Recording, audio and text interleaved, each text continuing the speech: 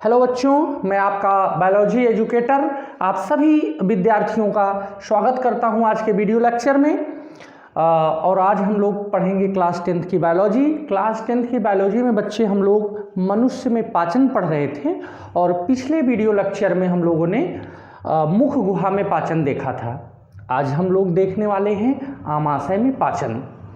तो चलिए देखिए स्टूडेंट, जो आमाशय होता है, आमाशय के 3 भाग होते हैं। देखिए हमने अलग से आमाशय की संरचना यहाँ पे बना रखी है।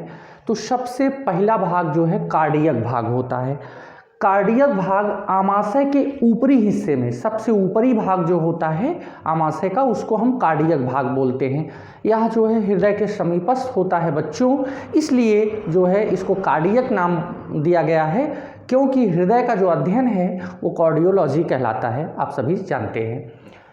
ये जो कार्डियक भाग होता है इसका काम है HCl अम्ल का निर्माण करना। और HCl अम्ल जो है हाइड्रोक्लोरिक अम्ल बहुत ही प्रबल अम्ल होता है।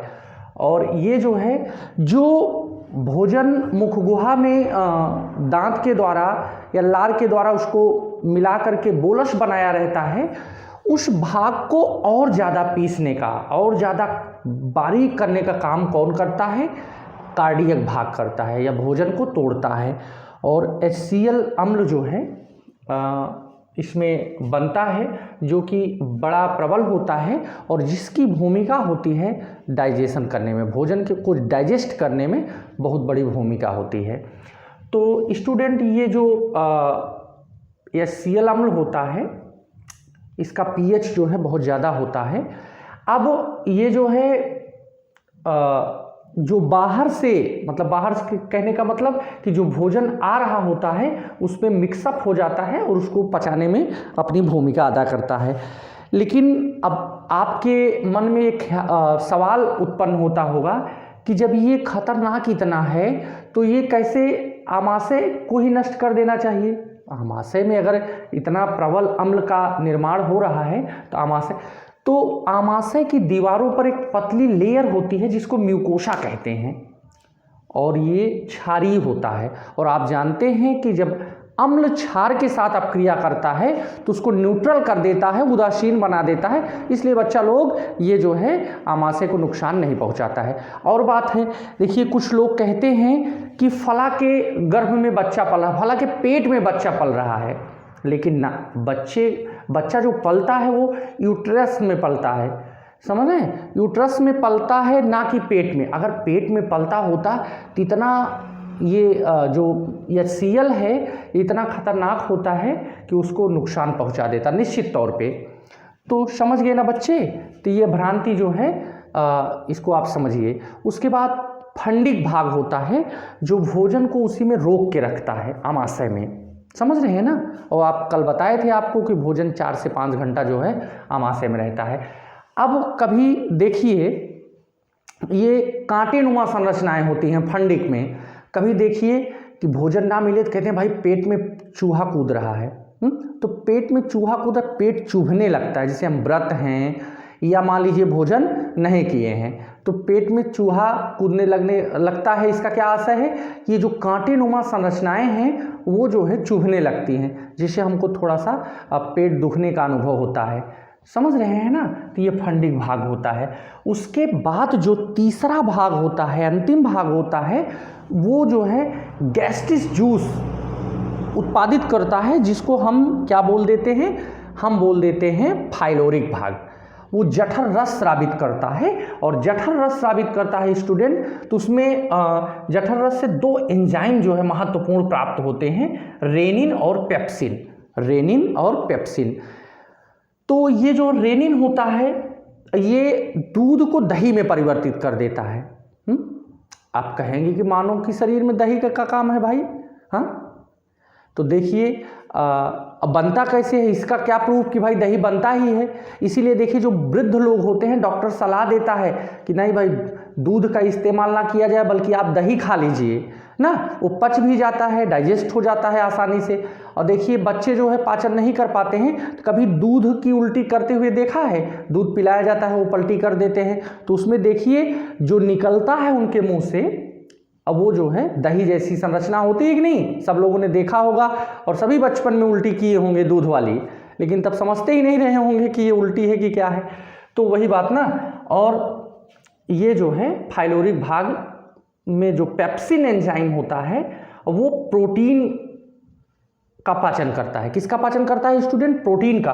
और प्रोटीन का पाचन करके उसको पेप्टोन में बदल देता है। किस में बदलता है? पेप्टोन में बदल देता है। ये तो रही बात। और एक चीज़ देखिए कि कभी हम लोग कहीं गए निमंत्रण में तो काफ़ी भोजन खींच लेते हैं, और काफ़ी भोजन खींच लेते हैं, उसको पाचन का पूरा समय नहीं मिलता है, या कुछ ऐसे मटेरियल यूज कर लेते हैं जैसे मैदे वाली कोई चीज़ खा लिए, चाउमीन, पिज्ज़ा, बर्गर, तो उसका पाचन सही ढंग से नहीं होता है, फिर हमको डकार आने लगती है ना। उसको गांव में बोला जाता है कच्ची डकार आ रही है। तो उसमें होता क्या बच्चे? डकार आती है। या कभी कभी उल्टी वाली शिकायत होने लगती है। तो जब उल्टी होती है ना तो पूरा एकदम मुंह में, नाक से, जहाँ से भी वो निकला रहता है एकदम जलन होने लगती है। तो उसमें क्या होता है? उस भोजन में ये HCl अम्ल जो होता है वो साथ में इंक्लूड होता है, इसलिए नाक से, मुंह से बड़ी जलन होती है और काफ़ी देर एकदम मुंह का जो जायका है वो डिस्टर्ब रहता है। तो कुल मिला के ये मामला है। अब आगे बढ़ते हैं। पीएच जो होता है, पीएच कह रहे हैं, सॉरी। अब ये जो भोजन होता है ये आमाशय में से आमाशय तक तो बोलस होता है। जैसे ही भोजन जो है छोटी आंत में पहुंचता है, छोटी आंत में इसका पाचन शुरू हो जाता है। मुख्यतः पाचन यही होता है, आप सभी जानते हैं। तो जो अग्नाशय होता है वो एक ग्रंथि है, और ये जो है कुछ एंजाइम्स रिलीज करते हैं। क्या करते हैं? कुछ एंजाइम्स रिलीज करते हैं। कौन? आमाशय। आमाशय से कुछ जो है, आमाशय में कुछ, आमाशय नहीं बल्कि हम क्या पढ़ रहे हैं? छोटी आंत पढ़ रहे हैं। छोटी आंत भी कुछ मतलब एंजाइम रिलीज करती है। उसके बाद एक ग्रंथि होती है अग्नाशय, जो ऐसा माना जाता है कि अग्नाशय जो है भोजन का पूर्ण पाचक होता है। अग्नाशय जो है भोजन तो कहाँ हो रहा है पाचन? छोटी आंत में। लेकिन एक और ग्रंथि है जिसका नाम है अग्नाशय। अग्नाशय क्या करता है? भोजन का पूर्ण पाचक होता है। तो इसका क्या मतलब है कि पूर्ण पाचक? कहने का मतलब कि कुछ ऐसे एंजाइम्स रिलीज करता है जिससे भोजन के पाचन में मदद होती है। अब आप जाने कि जो बोलस, जो भोजन जो है छोटी आंत में पहुंचा, समझ रहे हैं? तो छोटी आंत में पहुंचा तो अभी तक तो अम्लीय है, क्योंकि वो देख रहे हैं ना ये HCl से वो संलग्न है। तो भोजन जब छोटी आंत में पहुंचता है तो वो किसके रूप में? तब काइम के रूप में पहुंचता है बच्चों। मुख गुहा और आमाशय तक तो वो बोलस रहता है, लेकिन जैसे ही छोटी आंत में पहुंचता है स्टूडेंट, वो क्या हो जाता है? वो जो है काइम के रूप में पहुंचता है। और पहुंचता है तो पता लगा कि वो छोटी आंत में पहुंचा है। अब उसमें जो क्वालिटी होती है छोटी आंत की क्वालिटी होती है कि वो जो है अम्लीय भोज्य पदार्थ का पाचन नहीं करती है। कहे ना भाई हम नहीं करेंगे, छोटी आंत बोलती है कि हम पाचन नहीं करेंगे। तो एक और बवाल शुरू। अब क्या हो? तो इसके लिए तो भाई क्षारीय माध्यम की आवश्यकता है। तो यहाँ पे हमने क्या लिख रखा है स्टूडेंट? अग्नाशय पूरी तरह भोजन को पचाता है, और यह 3 तरह के, हमने एक थोड़ा सा ट्रिक छोटी सी लिखी है, LAT, LAT।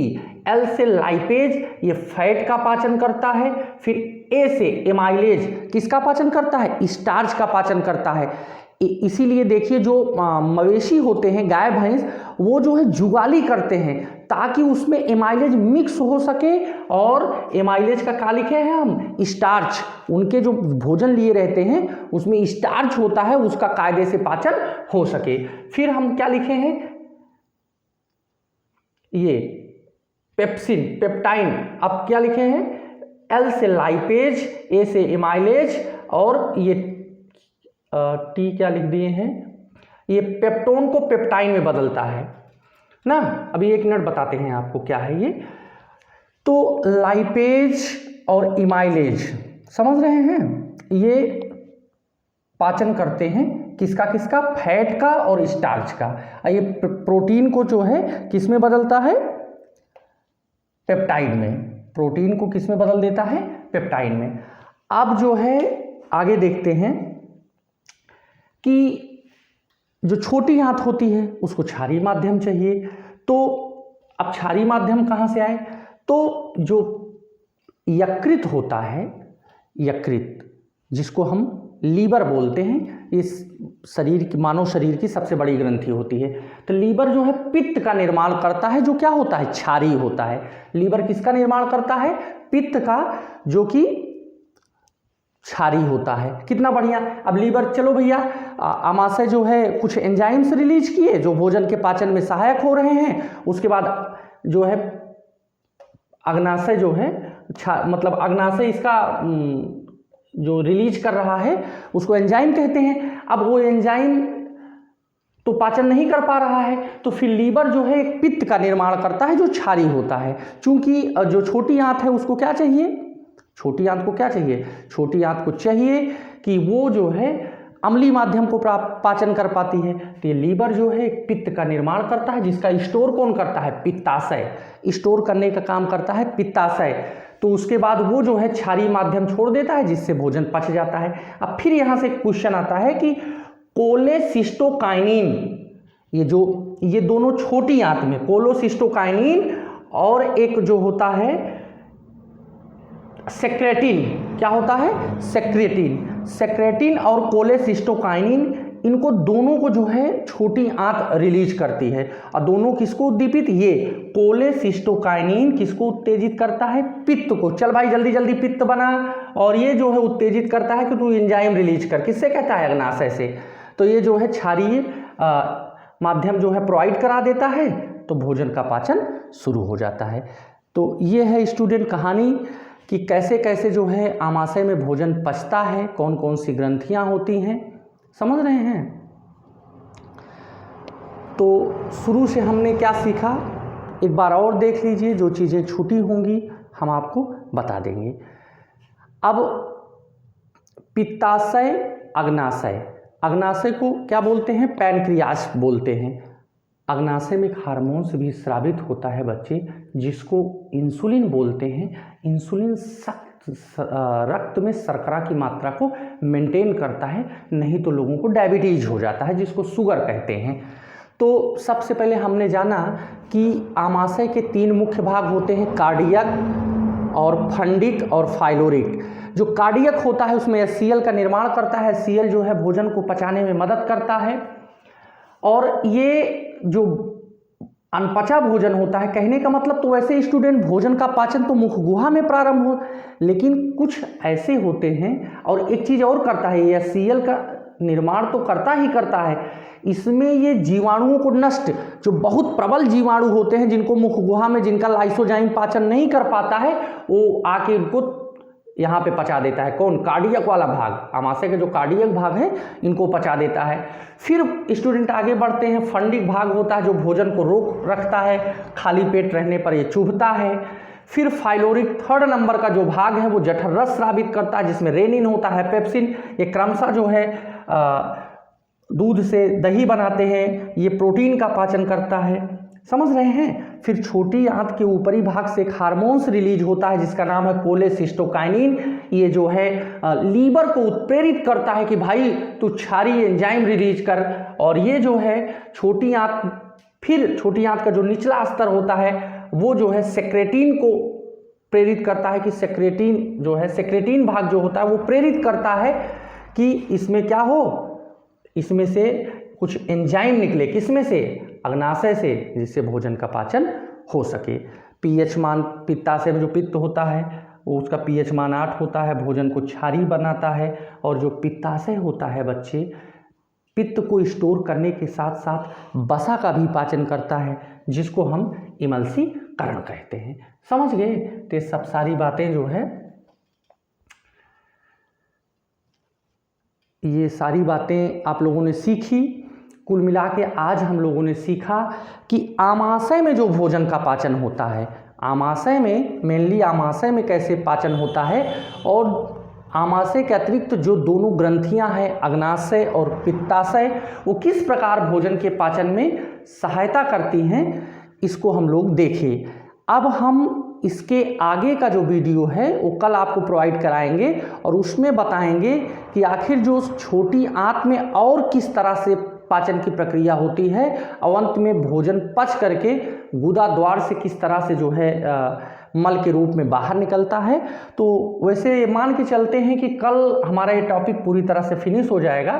तब तक आप जो है बेहतरीन ढंग से बायोलॉजी पढ़ते रहिए। सभी बच्चों को शुभ रात्रि, नमस्कार।